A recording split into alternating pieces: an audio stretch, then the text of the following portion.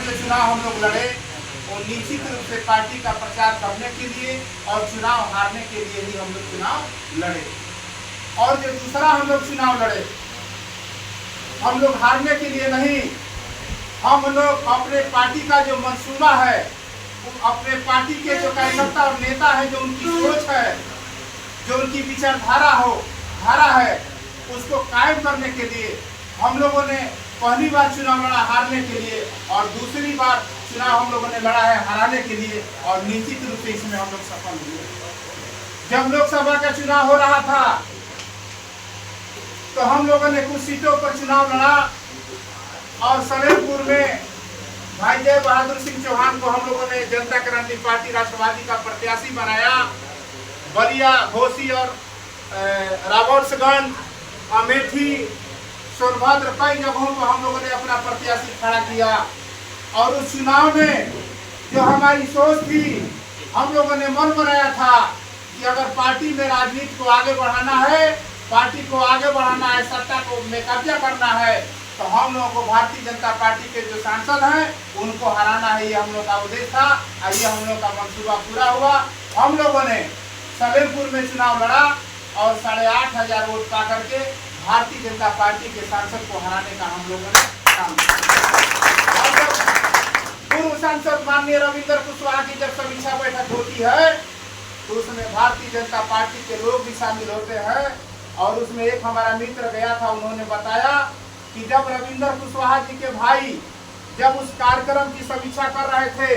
कि हम लोगों ने किस कारणों से चुनाव हारा है, तो उसमें यह समीक्षा स्पष्ट रूप से आई कि ये जनता क्रांति पार्टी राष्ट्रवादी अगर सलेमपुर लोकसभा का चुनाव नहीं लड़ी होती तो निश्चित रूप से हम लोग चुनाव जीत गए। और ये सच्चाई है कि चौहान समाज आज भी भारतीय जनता पार्टी का समर्थक बना हुआ है, जिसके कारण अगर जय बहादुर चौहान जी को जनता क्रांति पार्टी अपना प्रत्याशी नहीं बनाती तो निश्चित रूप से जो चौहान समाज का वोट जो था वो भारतीय जनता पार्टी को जाता और भारतीय जनता पार्टी चुनाव जीतने में कामयाब। तो साथियों, इसलिए मैं कह रहा हूँ कि ये पार्टी पहला बार जो चुनाव लड़ी है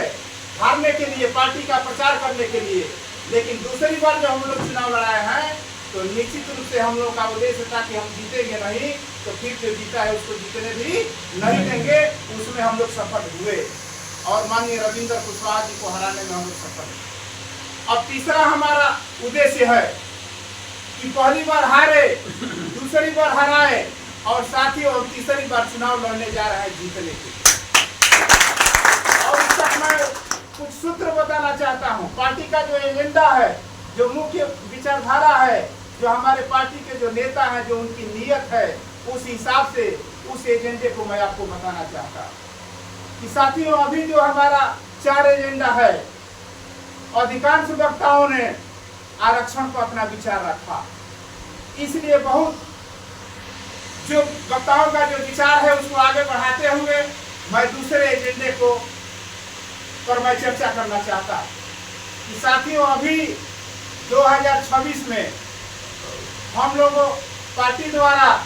जिला पंचायत स्तर का चुनाव लड़ाना है, और जब चुनाव होगा तो हमारी पार्टी जो है निश्चित रूप से किसी से गठबंधन हो तब, गठबंधन नहीं होगा तब हमारी पार्टी, चूंकि पार्टी का मैं राष्ट्रीय सचिव हूँ, इसलिए मैं स्पष्ट शब्दों में कहना चाहता हूँ कि पार्टी का अगर किसी से गठबंधन होता है तो स्वागत है, अगर नहीं होता है तो निश्चित रूप से पार्टी जो है जीतने सीटों पर लड़ने की स्थिति में रहेगी, पार्टी चुनाव लड़ेगी और चुनाव जीतेगी। दूसरी चीज कि चुनाव लड़ने से पहले आपको 2-3 काम करना होगा।